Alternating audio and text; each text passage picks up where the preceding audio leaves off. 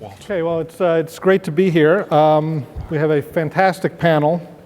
Andrew O'Brien, Special Representative for Global Partnerships at the State Department. Dr. Judith Rodin, President of the Rockefeller Foundation. Walt Macnee, Vice Chairman of MasterCard Worldwide. And J.P. Bilbrey, Chief Executive Officer of the Hershey Company. So 4 pretty global operations here. We were talking before about, just backstage, about how life for kids today and college students, they really have the world before them in terms of where they can go for junior abroad and how different that was.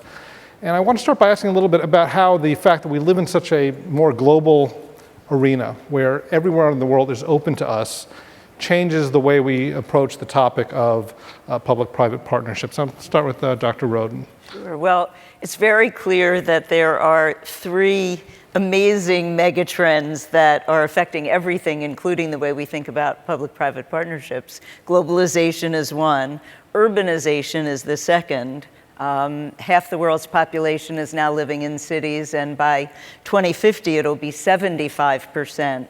That's powerful because clearly the metro regions are the engine of economy and innovation, so it really yields a lot of capacity for public-private partnerships of innovative kinds, but many of those cities are on fragile ecologies and coastlines, and so the issues of the shocks and stresses of hurricanes and typhoons and all of that also create problems where there are opportunities. And then the third megatrend, of course, is digitization.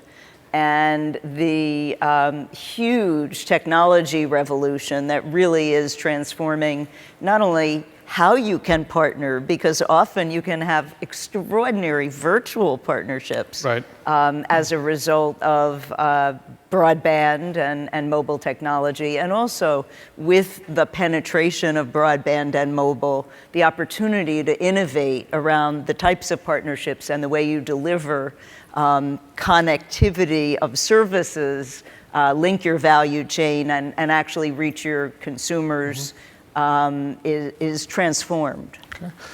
JP, when you look at the world and you see a lot of consumers out there for your products, it's sort of easy, not easy, but you can segment the market saying these are developed markets, these are developing, and here's the opportunity. For partnerships, is it the same sort of thing where you say, okay, the US and Western Europe, these developed economies, they have a lot of institutions, things going on. We really have to focus on the least developed or somewhat developed. How do you go about approaching that? I think what we've learned is that it requires different capabilities in different parts of the world. So we do a lot of work in West Africa. 70% of the cocoa comes from Ghana and Ivory Coast.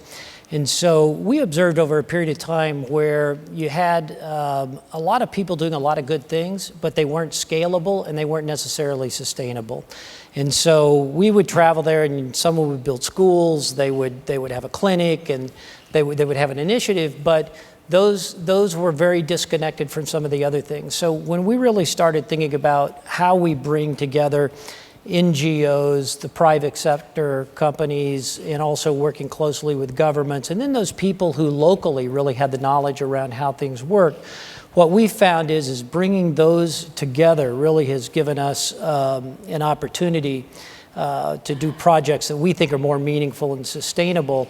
And just building on the previous comments around urbanization and digital, just because someone moves to an urban area, if they've come from a rural area, it doesn't mean all of a sudden they're at the top of the economic pyramid. So somehow they've got to get there. And one of our big projects in the Ivory Coast really leverages digital and telecom and puts cell phones and technology that brings information to farmers, puts it in their hands, and allows them then to raise their families up and their income up. And so it's really a combination of using some of these great tools that are accessible, but yet recognizing that the journey to some of these things is still a long one. And so you really have to. I want to pick up on something because the number of countries where cocoa is grown is comparatively few. Do you think do companies like yours have a special responsibility to be more active in those places and using or piggybacking on the resources of the company to partner with other organizations, or do you try to, or need to keep that separate? Well, if you take just the most basic part of the business, we believe that cocoa consumption will increase by about 70% by 2025. If you look at the current growth and the yield of those crops around the world, it wouldn't really meet that demand. So if you look at Ivory Coast and Ghana, they yield about 200 kilos of cocoa per acre, and if you go to Indonesia, it's about 1,000. And so what we've seen is that if we can put in place good practices, those countries not only can be more competitive on a worldwide basis, but they can also, invest in infrastructure and making their farms more efficient, get their kids into school.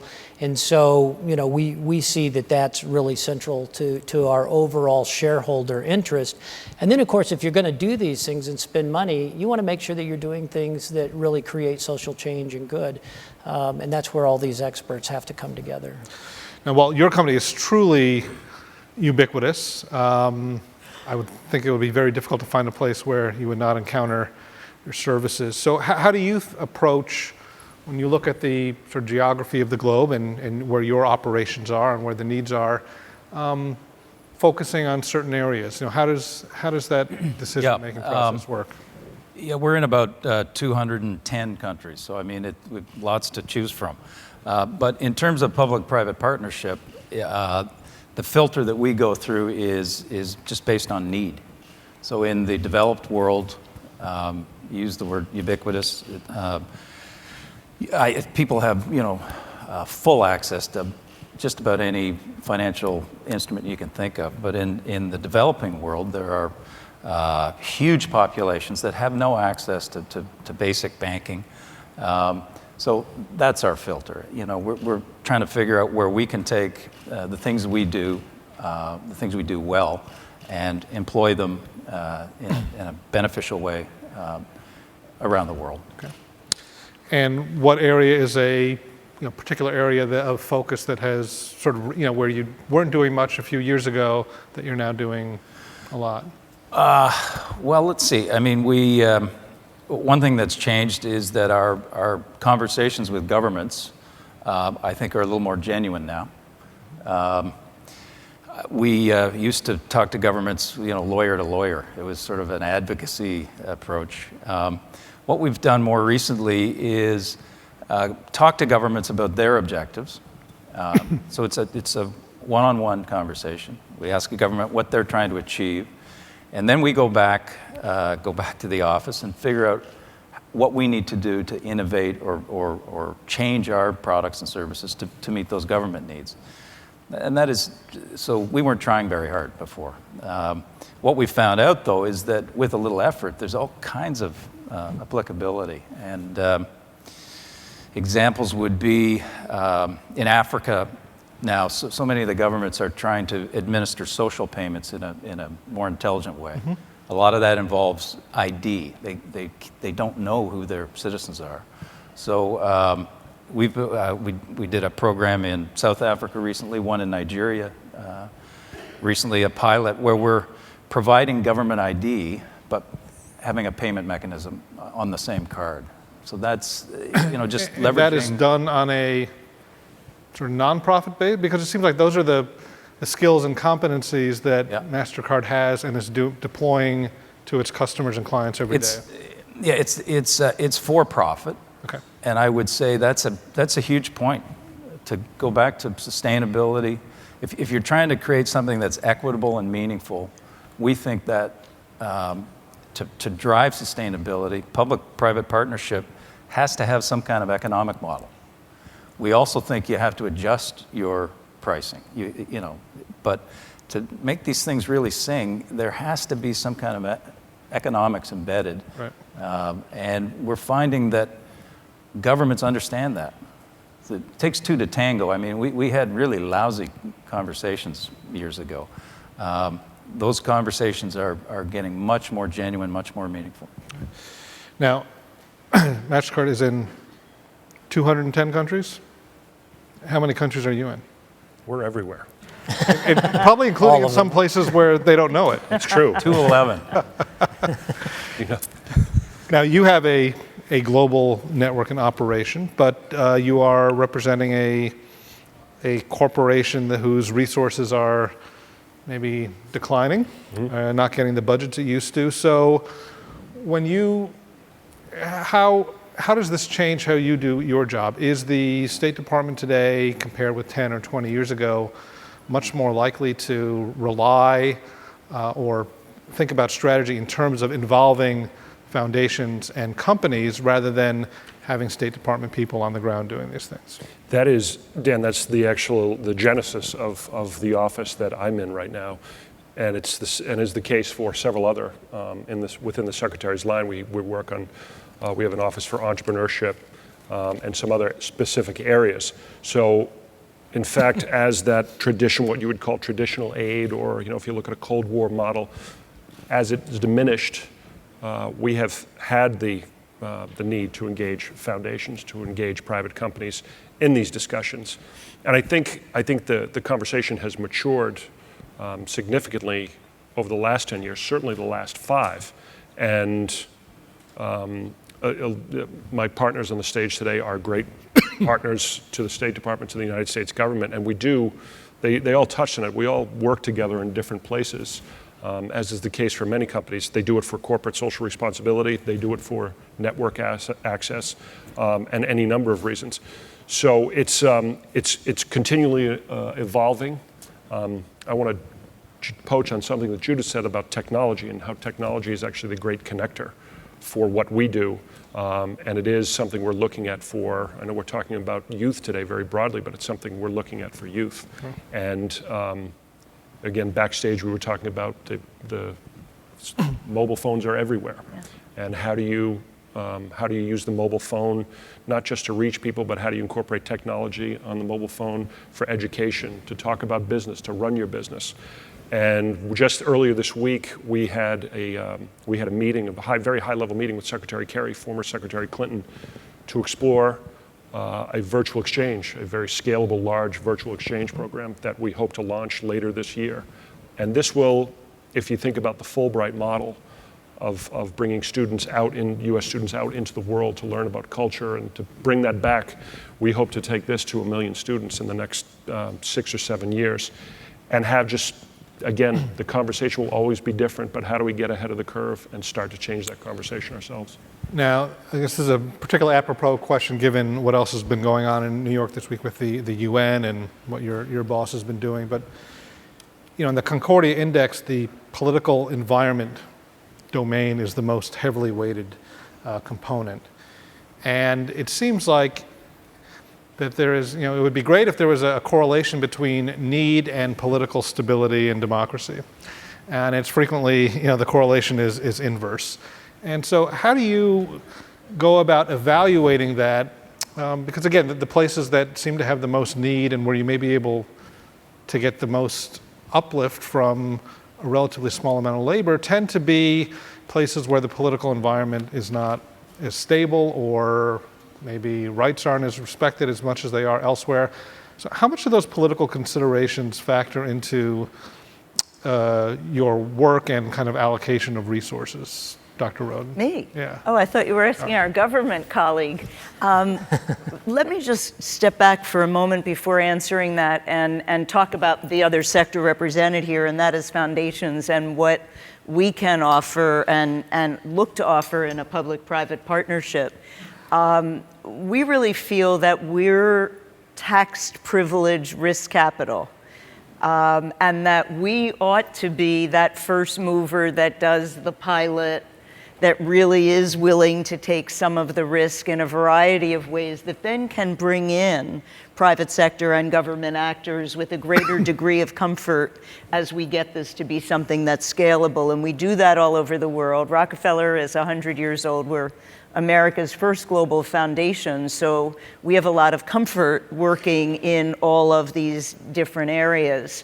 It's important to recognize that I think all of us look for scale in what we're doing. We're not ultimately satisfied with pilot projects. We want to have impact.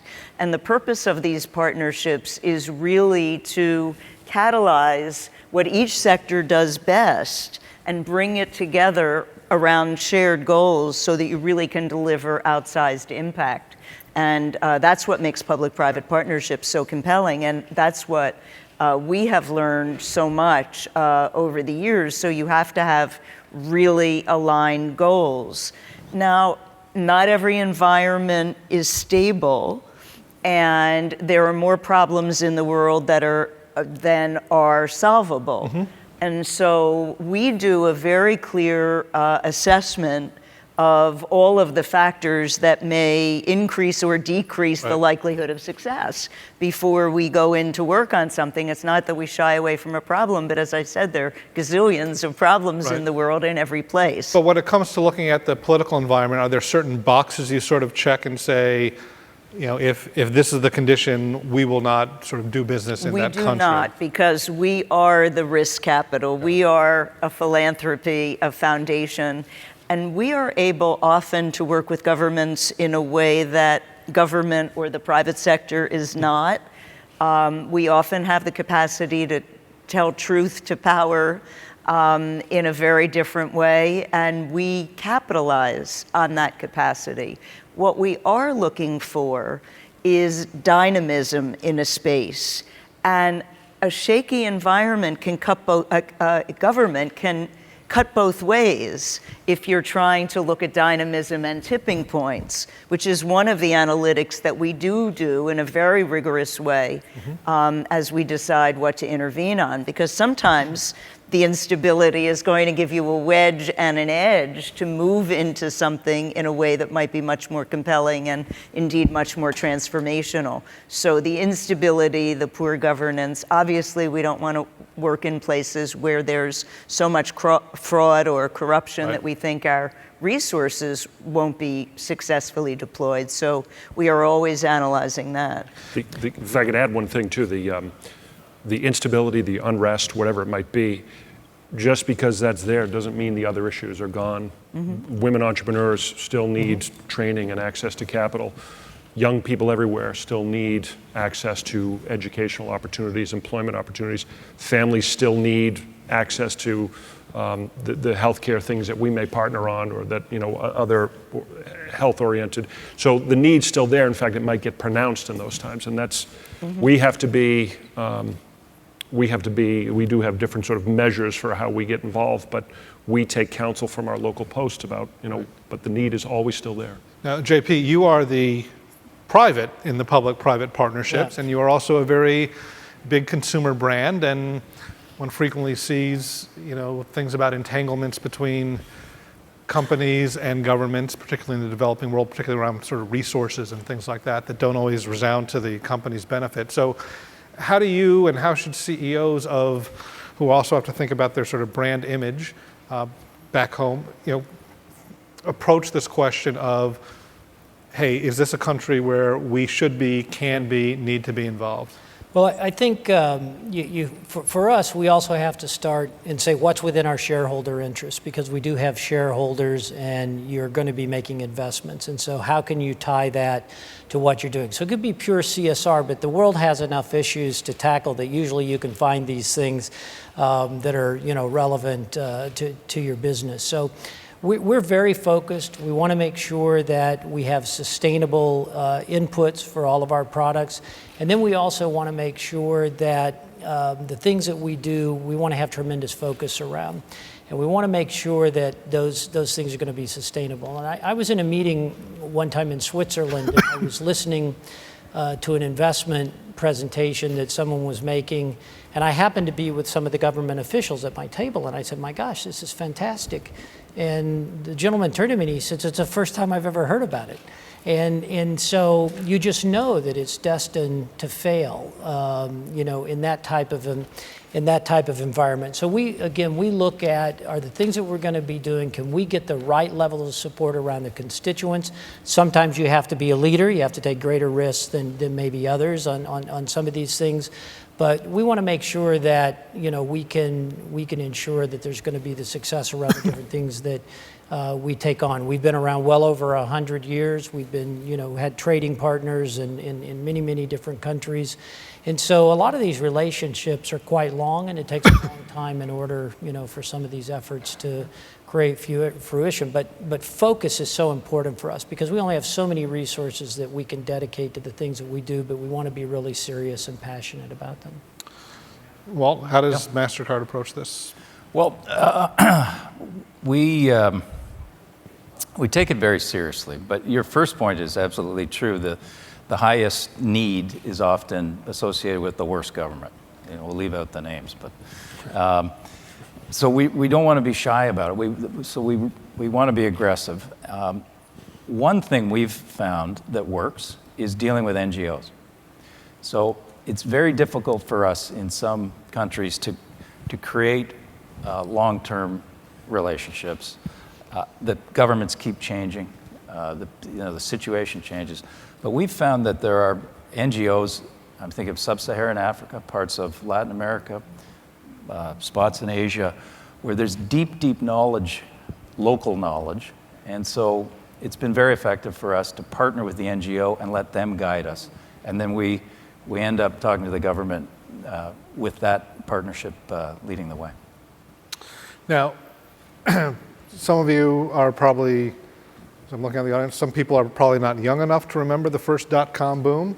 But at the time, a lot of these technology entrepreneurs said, we're going to go save the world, and we're going to go to Africa, and we're going to give everybody a laptop and hook them up to the internet, and that'll be it. And then Bill Gates went over there and said, well, actually, there's very serious problems with sanitation and disease and all that sort of thing.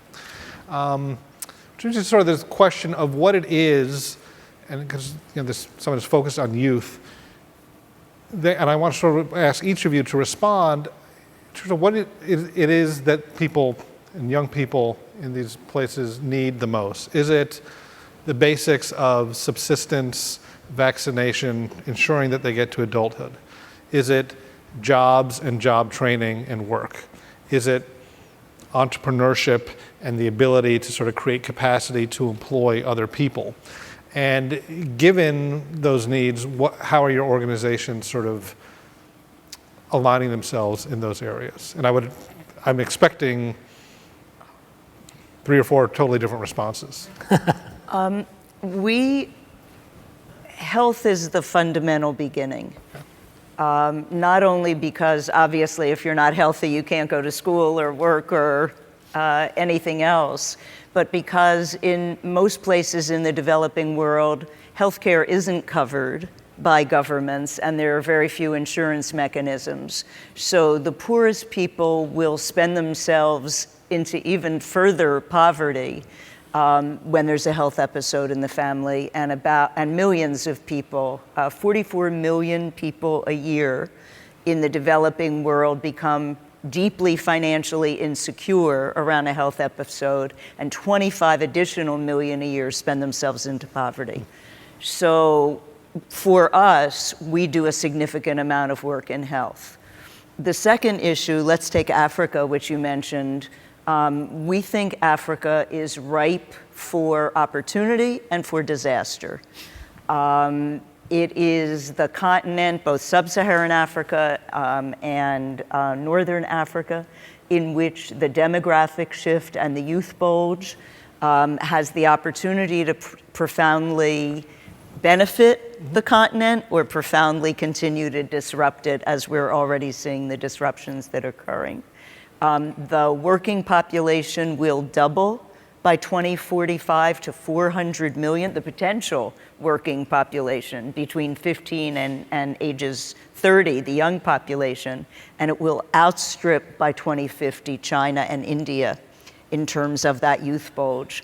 So unless we get the education, livelihoods, opportunity thing, Africa will continue to be some countries in Africa, and increasingly more countries in Africa. Ghana's potentially an exception because it really is so incredibly stable and it's well governed. So it has that double opportunity. It's for that reason that this year on our centennial, we launched a $100 million initiative called Digital Jobs Africa. Now that cable is both in West and East Africa, it's been in South Africa and North Africa longer, the opportunity to take disadvantaged youth, many of whom are in the slums and would otherwise not have opportunity, but are viewed as kids of promise, and train them to be able to enter the digital economy, we think, and our partners believe, has truly transformational capacity. So we are doing this first in 6 countries, Nigeria, South Africa, Ghana, Kenya, Morocco, and Egypt. We're working with large multinational companies who hire digitally trained kids, and a lot of the national large companies, and beginning to work. Some of it is business process outsourcing, some is call centers. We're working with each of the 6 governments to become e-government. We are funding Ghana now to buy and build a business processing outsourcing center outside of Accra, because the land was so expensive that we couldn't get a good BPO center going there.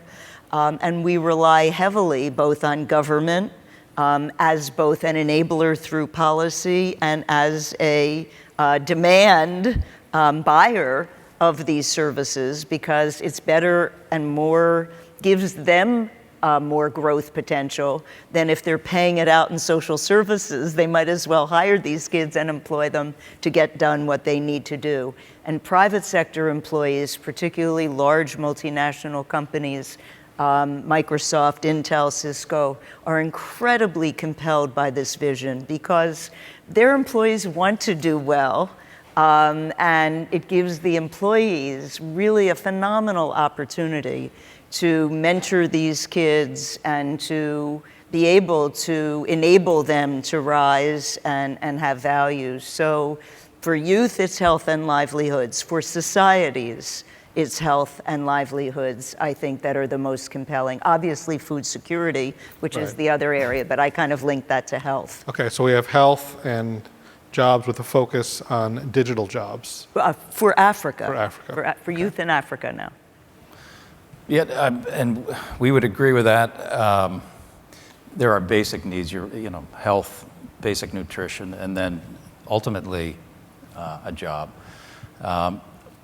In the private sector, I think it's important for us, when we look at youth around the world and their needs, that we employ what we do for a living. So while health, nutrition, and those things are so fundamental, there's not too much we can do directly. So, we don't want to be ashamed of that. We want to focus where we can make an impact. And then, but what we do is, because it's such an important issue, with our direct philanthropy, so just direct giving, we've chosen to concentrate on women and youth and do anything we can. Some of it involves partnership, but a lot of it is just capital, pure philanthropy. Yeah, I make 3 quick comments. In just the basic nutrition area, we're working on a product in an area called RUTF, which is ready-to-use therapeutic food, which can create an intervention in a child's life who's suffering from malnutrition. And essentially, it's in an area where we have expertise in peanuts, so it's almost like a peanut butter product with nutrients added. So, peanut butter essentially is protein and fat, 2 important things that if you need nutrition and you can get it, it's good. And the miracle of this is that a mother can give a child these products, and literally within a matter of days, not only have you created an intervention, but you can visibly see that the child is improving. So this is an area where we believe we can make an impact, not only in building a factory in Africa, when we're working in Ghana with this, but it would disperse across the continent to make these, to make these products, but you put people to work also as well. It's really around how do you provide NGOs that, and then later there may be a commercial application. And we met yesterday with John Dramani Mohammed, the president of Ghana, and he was talking about how they have a program where they're putting nutrition snacks into the lunches of children around the country. And so that's something that we said, well, let's talk more about that because maybe we can help there. The other comment that I think is so powerful is that when we can work with programs where young women are involved, there's no better idea on our planet than empowering young women, giving them an education, ensuring they're in a safe environment, and enabling them to be able to work or take care of a family. I mean, it's the glue of our society. And so with our CocoLink program that I talked about earlier, about 35% of the people in that program are women. And so we believe that's a good thing. And then the final comment I would make is more here in the US. In 1920, Milton Hershey put $60 million into trust for the Milton Hershey School. And as an ex-university president, you know the story well. Today, that endowment is $8.5 billion. And so we have 1,800 kids that Milton Hershey Trust is responsible for, and they're all disadvantaged kids. And so it's raising those kids up as well. What we've done is one of the schools that we have in West Africa that we built, those kids are connected digitally to our kids in Hershey, Pennsylvania, and they communicate back and forth, and you can imagine how much fun that is, and it gives a beautiful window into two very different types of lives. But it's a way that technology has enabled something like that to happen. We have, I'll give a broad answer and a more specific answer. A lot of what we do is demand driven. And whether it's a private company or a foundation or NGO comes to us, says we want to work on this particular issue, where can we go? Similarly, one of our embassies may say, we have an issue, can you find somebody who's interested in helping? That's the very broad picture of how a lot of what we do happens. In the past few months, I've had everywhere I've gone, and I haven't been, in the probably 4 or 5 or 6 countries that I've visited on different issues, there's been a very strong call for entrepreneurship and training, and it runs the whole spectrum of reaching young children with STEM education and fun science activities, and then there's tech-to-tech exchanges. And we would hope, as I'm looking at this, and we're trying to formalize this probably in the fall and through the winter, how can we incorporate bigger and better university partnerships that supplement those tech exchanges? And then how do we build that job market that might be sort of at what I would call the end of the line, so that everybody is, if you move along that line, you're prepared to take that job, and the company's prepared to offer it. And I've been working with various parts of the tech community in the US, and they're a very exportable asset. They're very interested in working abroad, and there's a big cry for them to come to other countries, certainly in Africa. And this is true in the women's entrepreneurship space. But it's also, it's not necessarily college education, but it's job preparedness, and it's taking people who may not have had that opportunity, who faced perhaps a disadvantaged life. How do we take them from a school to work scenario? Mm-hmm. And are all pieces of the pie there? So that's something we're looking at this winter. Dan, can I add one other point? I think there's an opportunity as we talk about this to also recognize that there's innovation in partnerships. 10 or 20 years ago, we didn't have a very strong view about what a public-private partnership was, and we've evolved all together as these various communities and innovated. And what we're seeing is sometimes another way that you're really picking and focusing on a major problem is by being opportunistic about where you see the opportunity to put an unexpected kind of public-private partnership together. And so I'll give you one example, and I think it will make the point and we should all be open to this. So, huge issue of energy poverty in India. The largest number of people are still off the grid, and the Indian government estimates it'll take them another 100 years to actually put everyone on grid. And so there's been a tremendous amount of effort at rural electrification, and virtually all the programs have failed because the villages themselves don't have enough need for all the electricity to sustain a company to provide it. So we saw Now with this new cheaper iPhone, well, they will. okay, but we saw the cell phone penetration, the penetration of cell phone towers, as a really unique way to build a different kind of public-private partnership. Think of the cell phone tower as the anchor tenant in your shopping mall, if you will. And so now what we did was we brought together the cell phone owners and cell phone tower owner and operator, most of whom were using diesel fuel, so horrible environmental consequences, together with regional alternative energy companies that were really struggling to get started. In some areas, they're biomass, some are solar, some are wind, because they didn't have enough customer base. The cell phone towers now are guaranteeing them somewhere between 50 to 70% of the energy they provide. And then they can provide the excess energy, the 20 to 30%, to the villages, which is all they need. And you start to see all these great micro businesses develop and robust little economies start to grow. So they didn't know they were all going to be part of a public-private partnership. You just got the ecosystem sort of organized.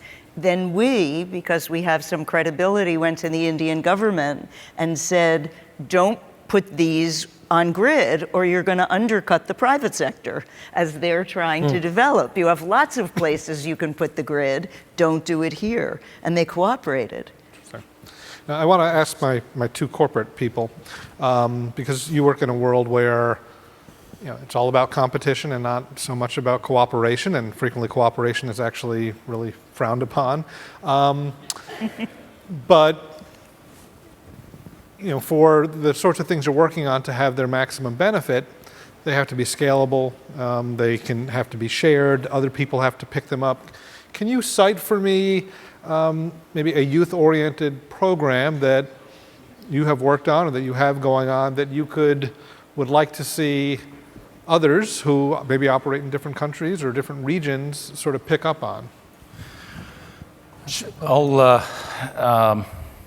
That's good, Dan, to ask non-scripted questions. Sorry about that. I think I would reach for one. There's an organization called NFTE, N-F-T-E. I think they've changed their name, but it's really training youth in entrepreneurship. Okay. And NFTE for short. We love them. We've been a philanthropic supporter of their cause. We think they do incredible work. So training kids on how to set up their own business. So that sort of the beginning of it. But what we found is that even though we're not playing in that space in any way on the educational side, what we found out was that we could assist them in other ways. So we brought in our employee base and we started hosting their competitions. They run these competitions. So we found, well, we could host these competitions and judge them and all that sort of stuff and underwrite it and bring our employees in.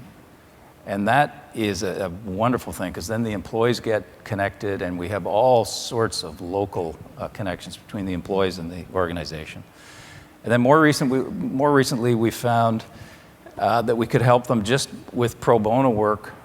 They were trying to figure out how to tell their story better, there were communications and marketing challenges they had. We brought them in and we had them sit down with our communications and marketing people.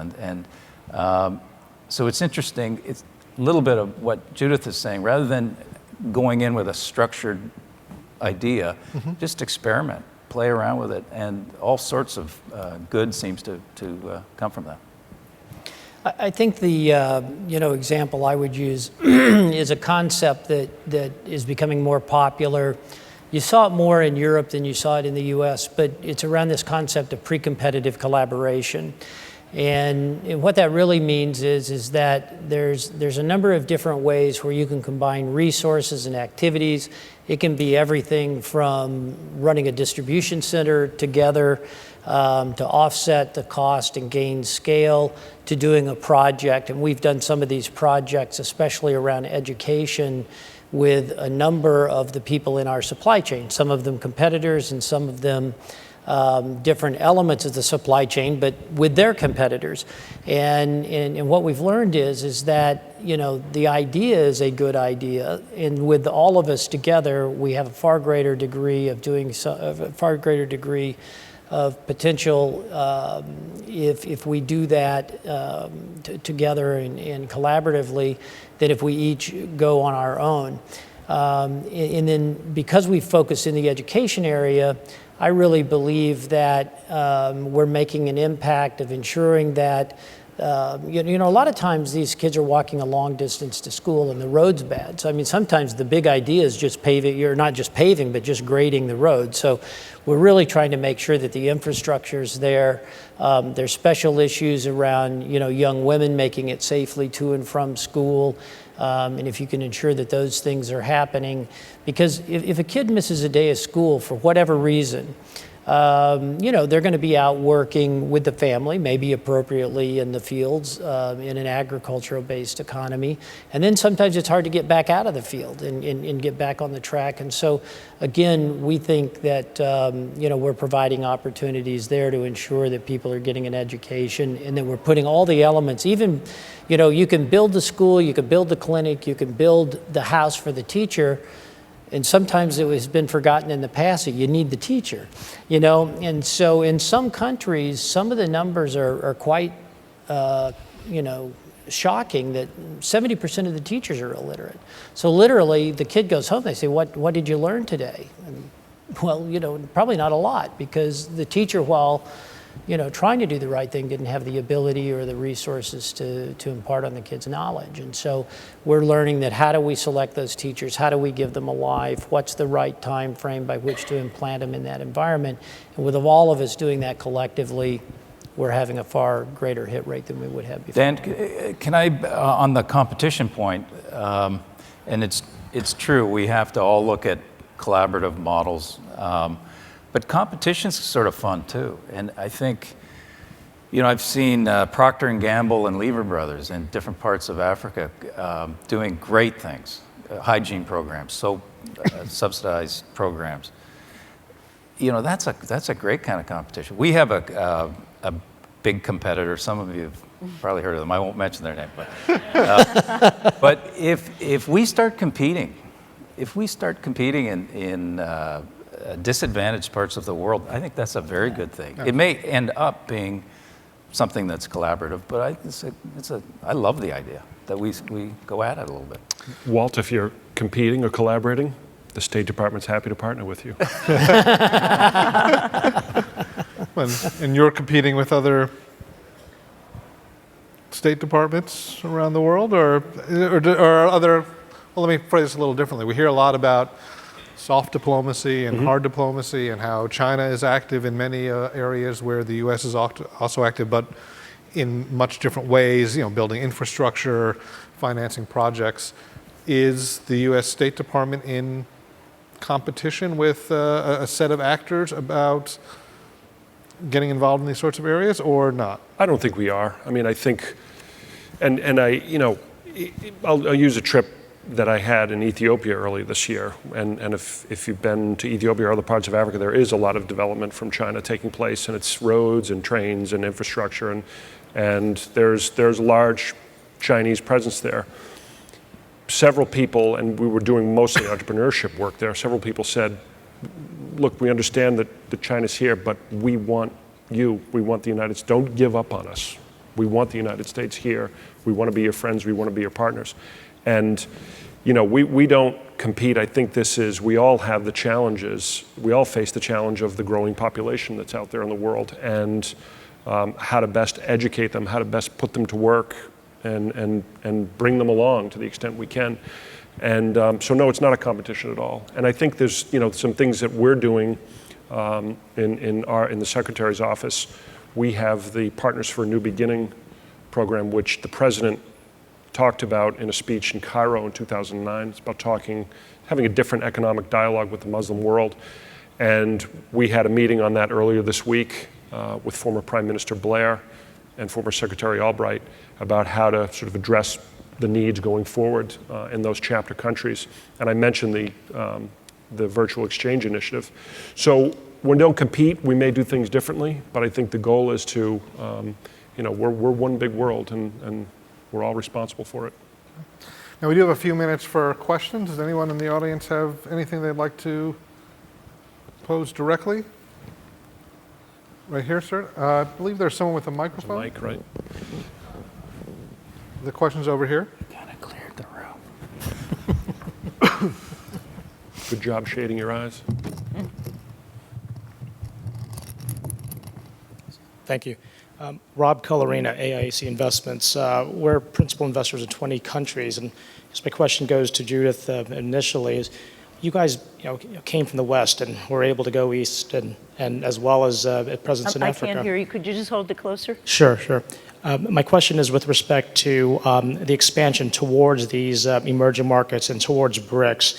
How were you able to do that as successfully as you all have done? Because you are present in Africa and Asia and the like there, and if there's any private sector commentary towards that, I think it's a very interesting model. Well, thank you. A couple of things. We see our philanthropic dollars as sort of the beginning of what we do. So we're always looking for leverage, and we're looking for it in exactly the same way that the private sector is looking for it. If we spend $1 to get $1's worth of impact, I should get fired. So we're trying to build new ways of doing things, not just finding partnerships as we've talked about here, but catalyzing private investment capital to come into this space. Mm-hmm. There isn't enough government money or philanthropic dollars to solve all the world's problems.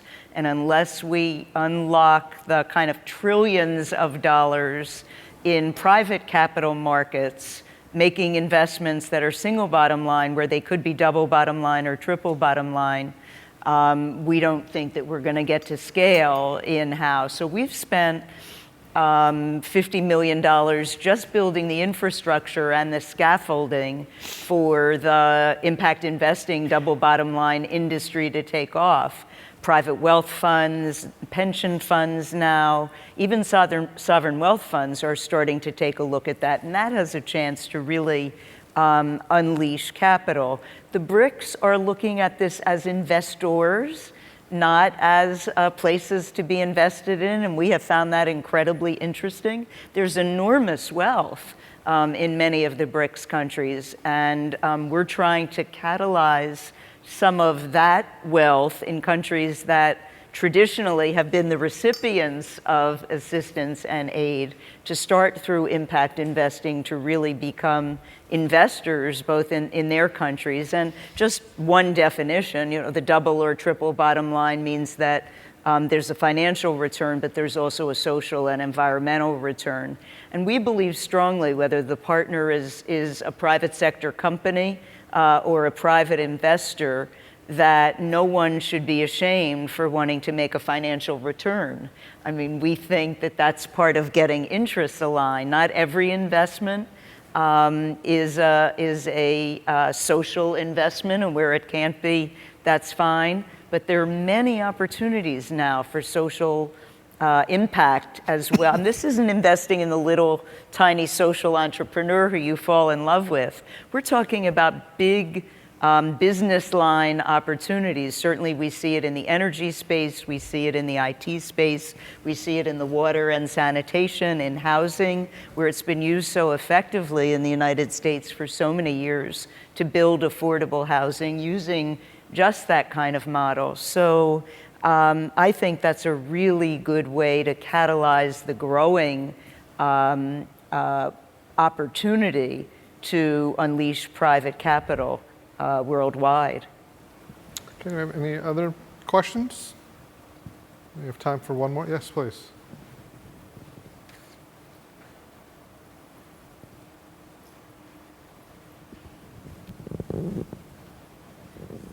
Thank you. Christine Davies with the Asia Society. I have kind of a quick two-part question. It's really about the evolution we've seen from the outputs of some of these private public partnerships formerly being a series of government recommendations, right? Here's what the government needs to do to improve the situation we're trying to address, to more of a business model approach. And I was hoping for some commentary maybe about more of the details on the frameworks or the business model type approaches that you all asked to be set up to evaluate the efforts you're about to undertake with P3s. And then from the corporate perspective, is there a time horizon that seems to work the best for these things? A year, 2 years, 5 years, or does it really depend in terms of the types of P3s that you tend to get involved in? I'll be very quick about the first part. I think what we try to do, going from the old, what we call the old model to the new model, the future model, is we actually, that's a great value for us to partner with a private company, because we seek and take their guidance on that. And they do things that we might be able to go places they can't go, but they know things about markets and capital and access to capital that we don't. So we are in a position now where we're following their cue. And in terms of the timeline, one of my colleagues, I think she may still be out there, Tara Nathan, talks about public-private partnership in terms of a marriage. And I think it's a great analogy. It's long-term.